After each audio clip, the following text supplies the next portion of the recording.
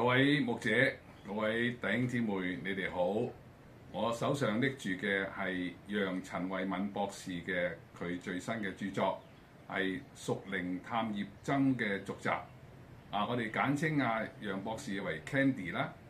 Candy 咧，佢對弟兄姊妹嗰個同神嘅關係係好着重嘅。佢對聖經亦都係好重視。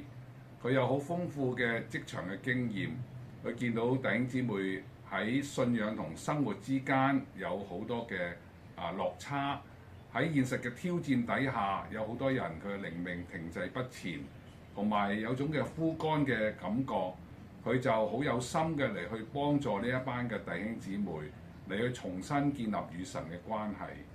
所以佢咧就從聖經裏面去引發咗一啲嘅模式，嚟去分辨人喺唔同情況底下嘅屬靈狀況。佢亦都有參考一啲嘅輔導嘅概念，嚟去幫助佢，嚟去幫助弟兄姊妹係更加認識自己，更加去睇到佢需要翻去上帝嘅樹。所以佢係用咗呢個方法嚟去幫助好多嘅人，甚至建立佢哋成為一個嘅助人者，去幫助其他弟兄姊妹嚟去揾翻出路。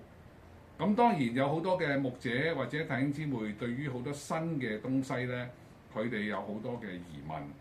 第一，佢會話呢啲嘢係咪合乎聖經㗎？第二，佢會唔會係嚟自其他嘅宗派宗教等等等等。我咧好想同大家分享咧，就話 Candy 佢嗰個嘅理念咧係非常之係以聖經為主嘅。佢有更加特別嘅地方，就係佢嘅屬靈嘅經驗，佢自己嘅嗰個屬靈嘅掙扎，或者佢點樣走過喺現實好多嘅衝擊，佢翻去上帝嘅樹所以佢好明白弟兄姊妹嗰個困境，唔係淨係用一套嘅概念嚟去叫人咧係跟住去行，而係佢透過聖經嚟幫人去分析我哋當下嘅屬靈嘅狀況，同埋我點樣可以走近我嘅上帝。佢Candy 姊妹佢更加係願意花時間同牧者弟兄姊妹去溝通陪同，讓佢哋嚟去走近上帝。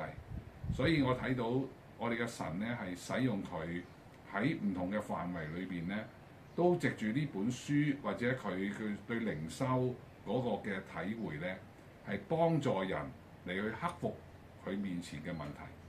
當然啦，解決問題嘅一定係我哋嘅上帝，係聖靈嘅恩賜。但係如果我哋冇一個工具咧，我哋又好難咧嚟去操作。所以屬靈探葉針咧，可以話係一個操作嘅工具。最重要就係我哋嚟去回歸我哋嘅上帝。希望大家係有興趣嘅話，你可以參考呢一本書，或者你支持嘅呢一種嘅事工。多謝大家。